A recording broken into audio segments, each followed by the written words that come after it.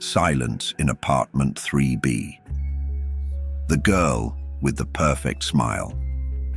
The silence that shattered a city. It was March 14th, 2014, in Portland, Oregon. Spring was just beginning to peek through the trees of the Selwood neighborhood, and the air still held the damp chill of winter. In the Maple Ridge apartment building, located on a quiet street lined with maple trees and neighborhood cafes, apartment 3B remained silent. Too silent. The tenant, Emily Carter, a senior journalism student at the University of Portland, hadn't attended class in 3 days.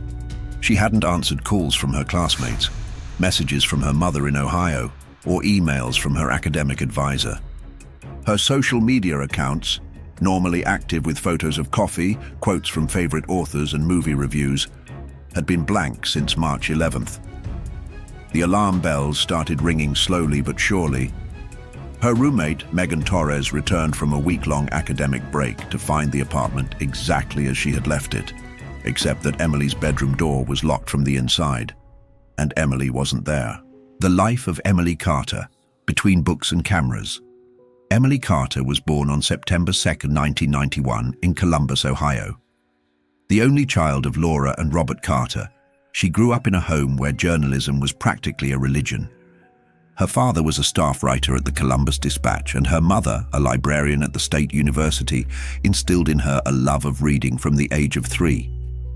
From a young age, Emily displayed an insatiable curiosity. At 7, she was recording news reports with a toy camera, interviewing her dolls about the crime of the day. By 14, she was writing for the school newspaper and winning local essay contests. But she wasn't just smart, she was radiant. With her ash blonde hair, light blue eyes, and a smile that seemed tailor-made for toothpaste commercials, many compared her to a cross between Meg Ryan and a more serious version of Elle Woods. In 2010, after graduating with honors, Emily earned a partial scholarship to study journalism at the University of Portland. Her decision to move to the Pacific Northwest surprised many. Her mother feared it was too far away, but Emily wanted to discover something beyond the Midwest. At university, she quickly rose to prominence. She contributed to the student newspaper, The Beacon, and by her sophomore year, she was an associate editor. In her junior year, she produced a documentary about the homelessness crisis in Portland that was nominated for a regional student award. Her peers describe her as intense, loyal, and obsessed with the truth. Emily couldn't leave a story unfinished, says Daniel Park, her best friend from college. She once spent 2 weeks following a pizza delivery guy who claimed to have seen a UFO. She didn't believe in UFOs, but she did believe that all voices deserved to be heard. The last month, lights and shadows. In the months leading up to her disappearance, everything seemed to be going well, although there were cracks. Emily was working on her thesis, an investigation into the sex trafficking of minors in the Pacific Northwest. Initially, her focus was academic, but it soon became personal. She had established contact with a former victim who agreed to speak on condition of anonymity. She called the woman Aurora in her notes. The conversations with Aurora haunted her. She began sleeping less, sending emails at odd hours, and taking alternative routes home. She said she felt like someone was following her, Megan recalls. I told her it was paranoia, that she was seeing conspiracies everywhere, but now I wonder if I wasn't right. On March 8th, International Women's Day, Emily posted her last Instagram post, a photo of herself in front of the Willamette River with the caption, "The most important stories aren't the ones that win awards, they're the ones no one wants to tell. But someone has to." That same night, according to her computer records, later recovered by the police, Emily accessed a forum on the dark web. It is unknown what she was looking for, but her downloads included encrypted files and screenshots of profiles with names like Lob Zeros and J3Z3B3L. On March 10th, she attended an interview with an anonymous informant at a downtown cafe. The cafe's waitress, Claire Mendez, remembers her clearly. She was nervous. She kept looking out the window. The man she was talking to was wearing dark glasses and a baseball cap. He never looked up. They left separately, but he watched her from the corner until she got on the bus. The day that never came. March 11th, 2014 was the last day anyone saw Emily Carter for certain. Security cameras in the building show her returning to her apartment at 8:47 p.m., carrying a backpack and a bag of groceries from New Seasons Market. She was wearing a grey sweatshirt, jeans, and white Converse sneakers. She smiled slightly as she spoke on the phone. According to her phone records, the last call was to her mother at 9:02 p.m. Laura Carter remembers the conversation clearly. She told me she was exhausted but excited, that she had a really big lead in her investigation. I asked her if she was sure about going through with it. She replied, "Mom, if I don't do it, who will?" After that, silence. There were no signs of a struggle in the apartment. Nothing was missing. Her laptop was on the living room table, open to a document titled Aurora Final Doc, but the file was empty.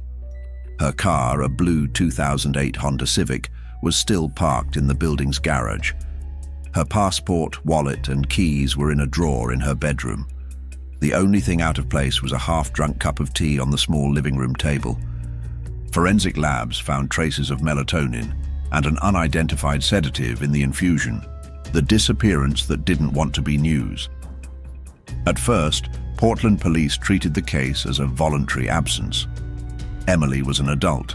There were no signs of violence, and their investigation into human trafficking was considered unconvincing by some detectives. She was a white, college-educated, middle-class girl, the kind of person who does sometimes disappear due to stress or an existential crisis. Detective Harold Briggs said in an initial interview, later retracted. But pressure from the university community and Emily's parents forced a more thorough investigation. More than 200 hours of security camera footage were reviewed, 47 people were interviewed, and her digital devices were traced to the fullest extent of the law. Nothing. The case went viral on social media. Hashtags like #FindEmily and Aurora Project flooded Twitter. Citizen groups organized searches in the nearby woods, although there was no evidence that she had left town. For months, apartment 3B remained sealed. Megan moved out. The landlord considered leaving it empty out of respect, but finally, in January 2015, decided to hire a cleaning company to make it habitable. No one imagined what they would find. The discovery that changed everything. On February 12, 2015, Rosa Mendez, a 52-year-old Salvadoran immigrant hired by Clean Start Services, arrived at apartment 3B with simple instructions: clean, disinfect, prepare for a new tenant. While cleaning the bathroom, she noticed that the bottom panel of the cabinet under the sink was slightly loose. Pushing it open, she discovered a hidden compartment, barely the size of a shoebox. Inside, there was a USB drive, a black-covered journal, and a small silver key. The drive contained encrypted files, but the journal was a bombshell. In its pages, Emily detailed names, dates, locations, and operations of a trafficking network that operated under the guise of a youth modeling agency called Stellar Futures. Among the names were 2 local officials, a retired judge, and a businessman in the hotel industry. Most disturbingly, in the last entry, dated March 11th, she wrote, "If anything happens to me, it wasn't an accident." Aurora was right. They're everywhere, even in the police. I hid this here because they know they check my computer. If anyone finds it, please don't let it die with me. Terrified, Rosa immediately called 911. In Portland, apartment 3B was declared an active crime scene, and the cleaning lady, Rosa Mendez, received anonymous threats. She had to move with her family under police protection. The story had only just begun. The secrets of Stellar Futures. The network no one wanted to see. When the FBI entered apartment 3B on February 13, 2015, what they found was not just the disappearance of a student. It was the tip of an iceberg buried beneath layers of respectability, power, and impunity. Emily Carter's diary and the USB drive Rosa Mendez discovered in the bathroom revealed an operation far more sinister than anyone could have imagined. A sex trafficking ring disguised as a youth talent agency with connections in 3 states and ramifications within the judicial system. What was most alarming was not just the existence of the network, but who was protecting it. Under the business name Stellar Futures Talent Agency, the organization recruited teenagers aged 14 to 19 from high schools, art fairs and social media, promising auditions for commercials roles in television series or modeling contracts in New York or Los Angeles. Many families, especially in rural or low-income areas, saw Stellar Futures as a way out, a possible dream. The seed of truth. The USB drive was decrypted weeks later by the FBI. It contained audio recordings, photos, and bank transaction records implicating more than a dozen people. The case of Emily Carter, previously closed as a missing person case, was reopened as a possible homicide linked to organized crime. But Emily was still missing, and no one knew who Aurora was. Meanwhile, in Columbus, Ohio, Laura and Robert Carter hung photos of their daughter in every shop window, every church, every coffee shop. "We don't need justice if we don't have a body," Robert said, his voice breaking. "We just want to know where she is." But behind the studio lights and glossy portfolios lay ambiguous contracts, unregistered travel, and temporary accommodations in roadside hotels where the girls were isolated, drugged, and forced into private interviews with VIP clients. Emily, with her journalistic instincts and obsession with the truth, had uncovered not only the modus operandi, but also real names, bank account numbers, and even voice recordings of some of those involved. But to understand how she got this far, you have to meet Aurora. Aurora, the phantom source. Aurora wasn't a randomly chosen pseudonym. It was the name Lydia Morales used in the underground forums, where she had been denouncing Stellar Futures since 2012. Lydia, a 17-year-old from Medford, Oregon, had been recruited in 2011 after winning a school speech contest.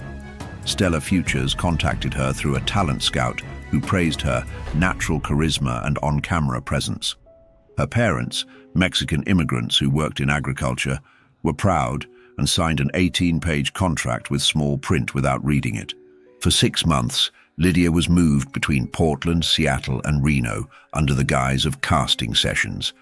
In reality, she was taken to hotel suites where men, some with producer credentials, others with signet rings and luxury watches, forced her to participate in intimate encounters filmed without her consent.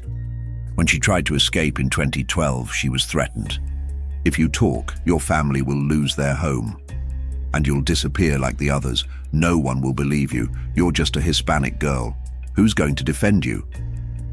But Lydia kept evidence, photos, text messages, and an audio recording in which a man identified as the accountant discussed cash payments to a local judge to drop a previous complaint. In 2013, after finally escaping and taking refuge in a shelter for victims of trafficking, Lydia contacted journalists. Most didn't respond, until Emily Carter called her. "She told me she didn't want to save me," Lydia recalled in a confidential statement to the FBI in 2016. "She wanted to expose them, and she promised me that if I spoke out, she would make sure the world heard." For months, Emily and Lydia communicated in code, using fake emails and public cafes. Lydia gave her documents, names, and even a list of missing girls that Stellar Futures had recruited and who were never heard from again. One of those girls was Jasmine Lynn, an 18-year-old art student from Vancouver, Washington. Her case was closed as a voluntary disappearance in 2013. But Jasmine and Emily had something in common: the invisible nexus. Emily and Jasmine.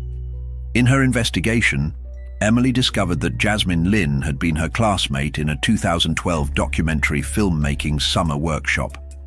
They weren't close friends, but Emily remembered Jasmine for her talent for portraying human vulnerability on camera. When she learned that Jasmine had disappeared after signing with Stellar Futures, Something inside Emily clicked. It wasn't a coincidence, she wrote in her journal. She was also searching for the truth. Maybe she saw something she shouldn't have. Over 200 terabytes of child sexual abuse material, fake passports, lists of regular clients with nicknames like the judge, the senator, and the professor. And a handwritten note, "Emily knows too much. Neutralize." Marcus Reed, interrogated while in custody, finally confessed, "They told me it was just to scare her, that they would teach her a lesson and leave her in another state. I didn't know they were going to make her disappear." But neither Voss nor Reed knew where Emily was. They only knew an intermediary, the accountant. The accountant, the faceless man. For months, the accountant was a phantom. Emily and Lydia S. recordings showed him as a soft-spoken man with a Midwestern accent who used financial jargon and referred to the victims as assets. In January 2016, an informant in Reno provided a lead. The accountant was operating from a shell company called Horizon Trust Services, registered in Delaware but with an office in Las Vegas. The FBI traced transactions through cryptocurrencies and offshore accounts. They eventually identified the man, Gregory L. Hensley, a former financial consultant for a firm linked to political campaigns in Nevada and California. Hensley was arrested in April 2016 at a luxury resort in Henderson, Nevada. On his computer, they found correspondence with officials from at least 4 states, including a retired federal judge and a state representative from Washington. But the most shocking find was a file titled Inventory, Recovered Assets. Inside were photos of 12 women, most of them minors, labeled with numbers. Number 07 was Emily Carter. The date, March 12, 2014. Status, in transit. Final destination, Mexico. Mexico, the border of despair. The lead led the FBI to coordinate with the Mexican Federal Police and Interpol. Stellar Futures didn't just operate in the US. It had a trafficking route to Tijuana and Ciudad Juarez, where the victims were sold to cartels or exploitation networks in private clubs. In June 2016, a raid on a ranch near Rosarito, Baja California, freed 8 women, including Jasmine Lynn, alive but severely traumatized. Jasmine confirmed that Emily had been there. "They brought her a week after me. She was sedated, barely spoke. They locked us in separate cells. The last time I saw her was, I think, in April. Then they took her away in a black SUV.